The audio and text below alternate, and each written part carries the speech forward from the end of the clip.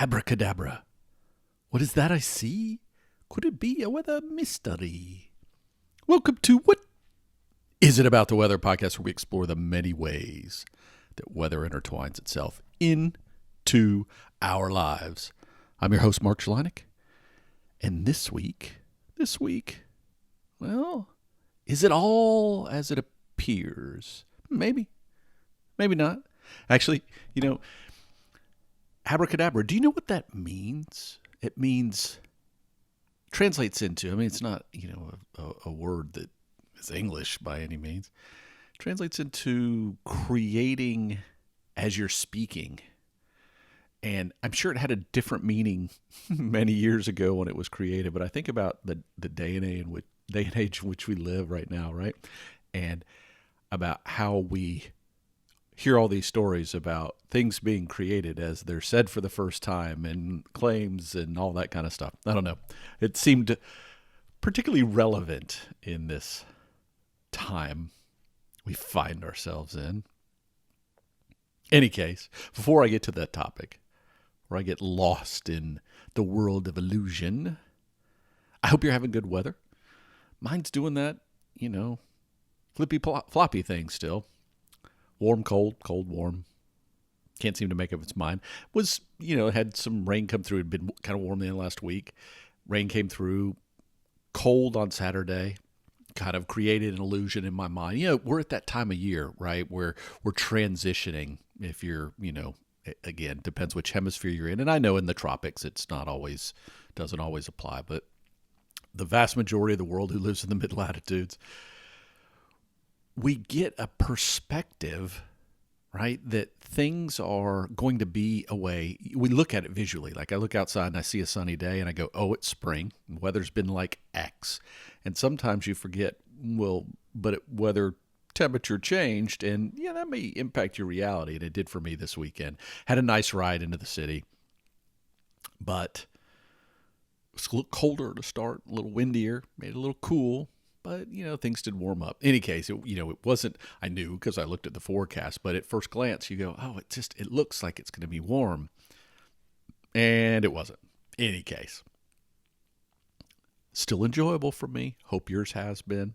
I got a couple of comments. One about the Johnstown flood. As always, I enjoy hearing from you guys. And the one about the Johnstown flood, what was interesting to me was the comment came from somebody who has a perspective of what they do for a living, right? And they knew the story and they knew it from a couple of different perspectives. And it reminded me that that's how we all go into these things, right?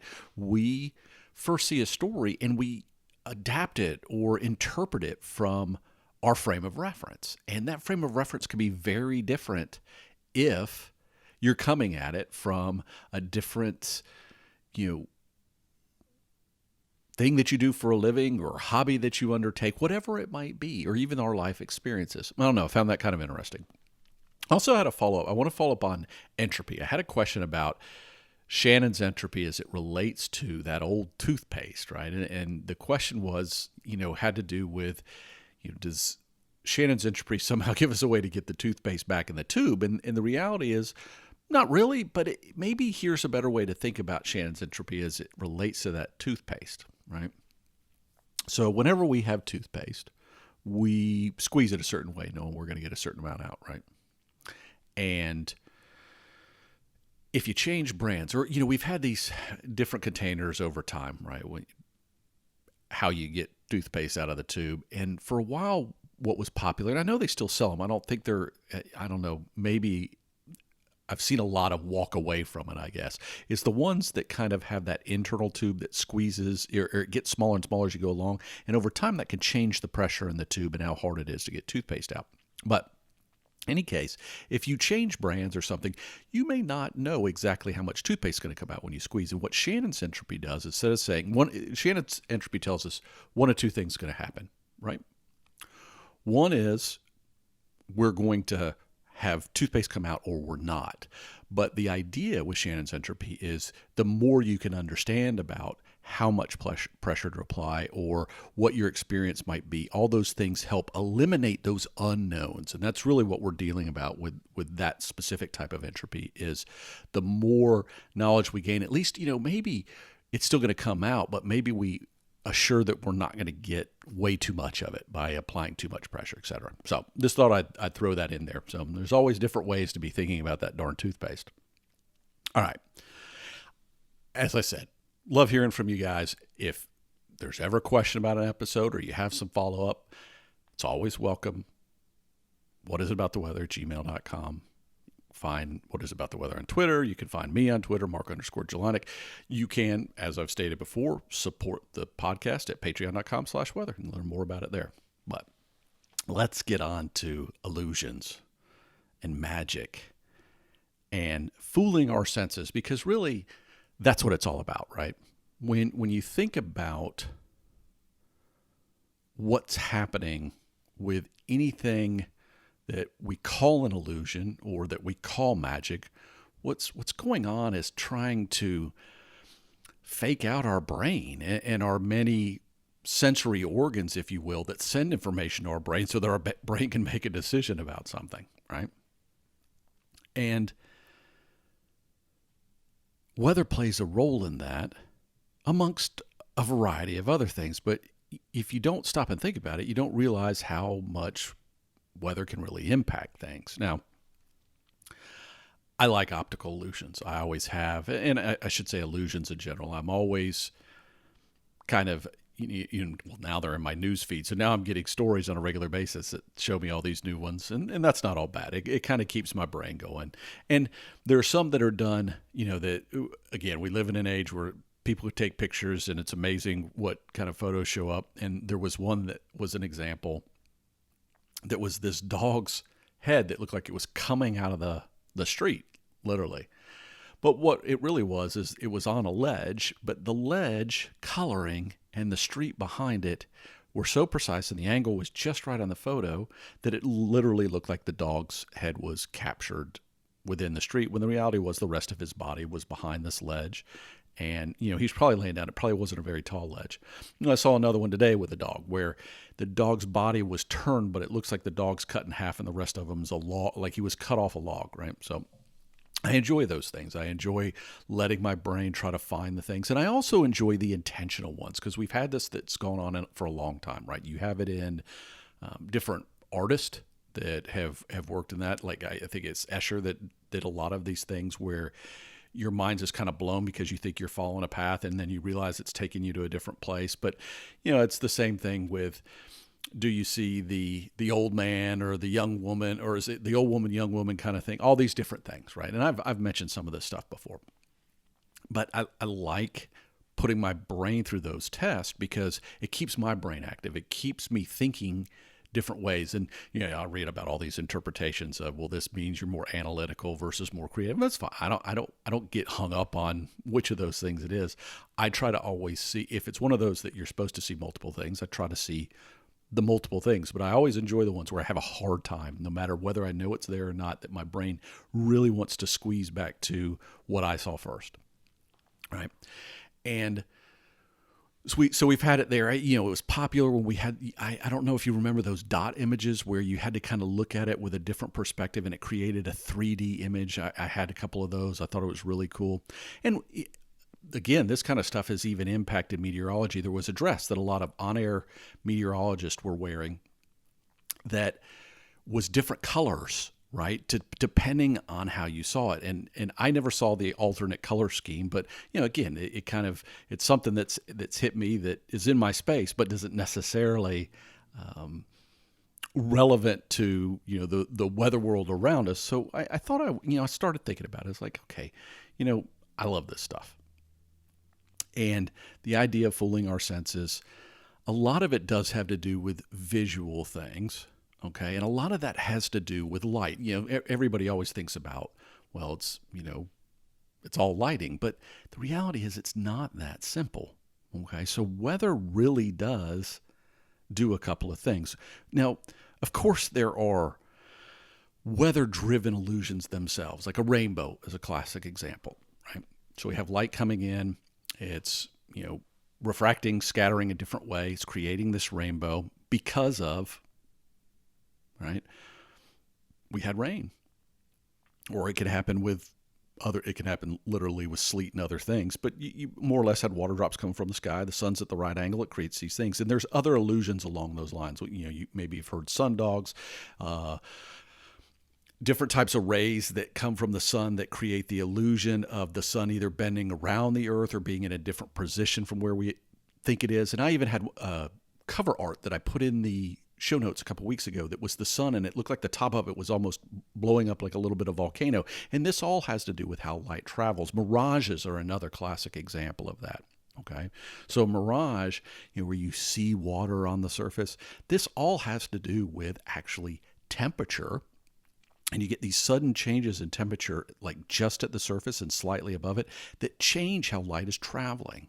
And that gives the impression of the sunlight coming up at, creating this wetness look to the surface. And you've heard probably about it recently. Maybe you've seen one or two of these. They were popular a couple months ago. I saw a couple of stories where it looked like a ship was floating in the horizon. Same sort of problem is you have a body of water that's at probably more of a steady state. Okay. And then just right above that, the temperature change in the air is driving different ways that light is flowing to our eyes. Okay. So we get these things that are kind of either a combination that it's definitely weather driven, like a rainbow or mirage, or you get these influences of temperature doing it. And the more you think about it, it's not just a visual thing that can go on, right? Weather has the ability through different elements to play with our other senses as well. Okay? So think about it this way. So temperature differences, like I was just talking about, driving that wind change and giving us those optical things. But also, when you get those wind shifts, you may get, as an example, sounds that you're not expecting. Have you ever been out like on a walk in the woods, and all of a sudden you hear something that just sounds, the wind may be going, but maybe not particularly strong, and all of a sudden you just hear this popping noise, or you hear a certain noise that sounds like a big creature is all of a sudden upon you, when the reality is maybe the wind was blowing two trees against each other in such a way that it created that sound. And what you think, oh, what was that? And then again, your mind's trying to figure out where the bear is coming from, if that's what it is. But on the other side of it, you get this sensation that, okay, when you figure it out, it's just trees, but then it stops and you can't quite place why it's happening. And then all of a sudden it happens again, and you figure it out ultimately, right? You figure out, okay, the wind was doing that. So we got temperature changes that can do it. You've got the wind that can do it, but actually even changes. And you can imagine, I didn't get into the whole idea of moisture, but how fog changes our perception. I mean, there's all sorts of conversations about, not only does fog limit your visibility, but you lose perspective of, for instance, how fast you're traveling. And it's one of the reasons that fog contributes to wrecks with cars, etc. It's not just how far you can see in front of you. It's this, you lose a perception with not being able to see how your car is moving to the things that you normally see on the side of the road. When you can't see those things, you lose this sense of how fast you might even be moving, right? But atmospheric pressure can also do some of these things, okay?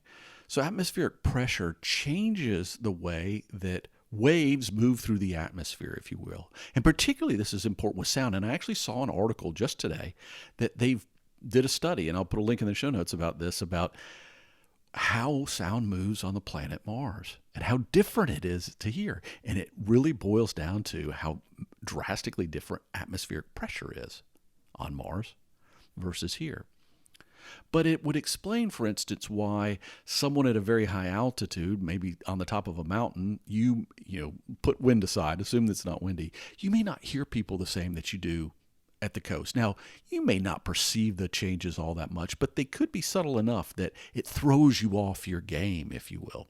So it can create this alternate scenario. And again, if our body's already in a heightened state, we consider ourselves in a spooky situation, if you will, these things that might be different are going to throw what our brain is expecting, it's going to give it evidence to create that, whether it's really there or not. So you've got all these weather elements coming into play, right? And I remember a classic one. So I had one. My grandmother used to tell this story about, the wind or the ghost that was coming and would slam the door or whatever it was. And their house, it was very interesting. Their house was set up such that they had a garage underneath. So it was a kind of a steep driveway. So it was one of those ones with a garage you drive in. And opening, it was also cooler down there. So she knew what the differences would drive. And so she could literally have this door open and start telling me this story and know precisely about how long it would take for that to happen. And she would have me turned away looking at her, and she could see the door starting to move and could, change how quickly she got to the punchline, if you will, based on that. And it was weather at play. It's a combination. You can look at it one of two ways. Sometimes it's the temperature difference that's driving that. You've probably noticed it. You go in somewhere in summer versus winter time and how hard it can be to open or close a door. And part of that is pressure, but part of it is also just equilibrium. And you could think about it whether it's a temperature equilibrium or a pressure equilibrium. But all those things come into play. But I was particularly struck by something that happened to me this week where, okay, we got the idea of illusions. We got the idea of weather contributing to the illusion, whether it's intentional or just perception. But sometimes the weather itself kind of throws you off. Now, you could argue that a rainbow is kind of like that. Rainbow's this thing in the sky. It's kind of associated with weather. We all know you can't get to the end of a rainbow no matter how hard we chase to try to get there. But I was driving down the road and I looked over to, out my side, and I could have sworn there was this major thunderstorm going off. And I was trying to place, I'm like, but that's not that far away. But it had that classic summertime thunderstorm look. And I don't, if you've never seen one, you can Google an image on the internet, what we call an anvil top. So you get these towering cloud columns, right? And as they reach the tropopause and they come up against that kind of barrier, it spreads out, right? And this had that look to it. And I'm like, God, that looks just like it. Now I got home and I'm looking at it and I saw that there was some rain in the area, and I was like, no, what really had happened was I had this visual layer of clouds, and one of them kind of had that shape to it because it was the angle at which I was traveling, right? And there was this rain cloud underneath it because there were these kind of little areas of rain going by, and it created this illusion for me that it was like this low-lying equivalent of a summer thunderstorm going on, right? But it wasn't. It was just a combination of two different cloud types. But weather can fake us out with other ways too. I mean, you maybe have seen it before. There's something we call virga that has to do with, you see rain in the distance, right? But when it gets to you, it's not falling, or you can see the ground, it's not reaching. It's just rain that dries up before it finally reaches the ground. So it can happen all the time. And another one that, you can even kind of test out sometime, right? Because we get these misperceptions, and clouds do that to us a lot, right? Because we don't always have a good sense. Have you ever been looking at the sky and you think clouds at a certain level, and then you'll see something like either a bird pass or you'll see a big plane go by, and you'll go, that plane looks really small. Those clouds are a lot higher than I thought, right? And this is part of how a weather element can work in that illusion, is we don't always have the frame of reference, particularly with wind, because we don't have that visual reminder, and only at certain speeds do we get the audio reminder. Atmospheric pressure, well, you don't have that. Temperature, a little more so, right? We know if it's warm or cold, but we may not sense the differences if we're not in the right situation. But a good one is when you're out in a car and you're driving down the road. Have you ever been in a situation where it feels like you're moving really fast, the world beside you moving really fast? Like I said, fog kind of takes that out of it, but let's assume lower level everything looks like. But the clouds seem stationary. Now, could be two things going on. Depending on the cloud types, it may give you that perception. But every so often, take a look at it and maybe either slow down, or if you change direction, see if it holds. Because sometimes it can truly just be how fast those clouds are moving. And if they're moving in a direction that's relevant to you, it's like why we always see the moon or the sun in a certain position, and the further away it is relative it holds that. But clouds can move fast enough, and you may not have that perception on the ground, or it may be in such a direction that you don't realize it. And I've done this before. I've filmed like a time lapse where it truly looks like the sky's just holding still with all these cars flying by and everything because it was in hyperlapse mode. But it's another idea about how weather can fake out our senses. So it's really kind of neat when you think about all these things, that weather in and of itself, right, can contribute to the illusion or can be the illusion. And it's just another reminder. Maybe, the next time you go to look what's at the end of the rainbow, just remember, there's much more to weather than the weather itself.